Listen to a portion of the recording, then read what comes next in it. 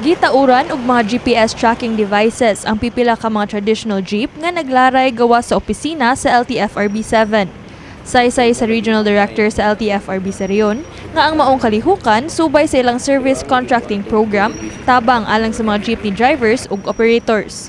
Ang GPS ang gamiton aron masuta sa ilang opisina kung pila ka kilometro ang dagan sa matag jeep. Munang ipatauran na mo og kuan GPS tanan kay dito may mag-base sa pilay i-subsidize sa gobyerno sa ilaha. Nagkanayon si Monte Alto nga lakip sa tumong niini ang pagsiguro nga wala na mga drivers nga mag-cutting trip sa ilang mga ruta. Gani mo kabat na ngadto sa libo kapin ka mga traditional jeepney sa Central Visayas ang natauran na og tracking device. Matud pa sa mga drivers nga atong nahinabi, dakong tabang kini alang kanila. Sa mga traditional, first time ni siya. Tabang sa namo, kay namo say uban ba nga bukating trip, niya hadlok na po siguro namo ba?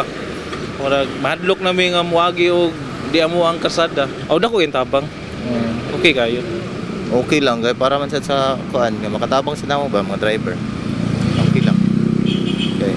Dili naman sad kami tanan man sad naboy magating trip. Ikot siguro na malikayan pero kani okay ra man sinani kay maabot nyo karang ruta-ruta gid ba.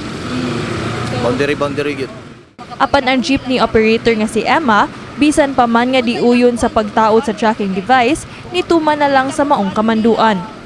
Kay ato ang sakyanan, ang ruta niya balik-balik ra man gyud sa Jones no.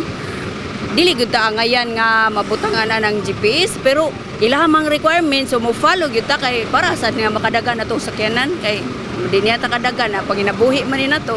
Okay ra man pud noon at least makontrol pud nato ang driver nga katong mag-cutting trip nga driver ba. Nagkanayon si Monte Alto nga tanang jeep nga wala pa makonsolidate apan nagdagan sa kadalanan, maisip na nga color room. After atong April 30, ang tanan nga wala nag-consolidate considered as color room. Dayon, ang LTFRB wala may appeal sa enforcement. Ang mag-enforce ana ang LTO ug ang iyang deputized nga HPG or uban pa nga PNP. Apan saysay sa Highway Patrol Group ug Land Transportation Office sa Region 7, wala pa nila sugdi ang pagpanakop sa mga unconsolidated nga mga traditional jeep. So far, kanang wala kami na-receive nga kanang directive from higher headquarters. And we are also nagulat ni sa kanang coordination sa LTFRB kasi sila mong going lead agency na. Napo na kita ang Dias Mingalia area mga may multi-cup. Pero as far as there is a city area, Cebu City, wala nang kayo nakita na. Kini si Queenie Holigon alang sa MyTV Cebu.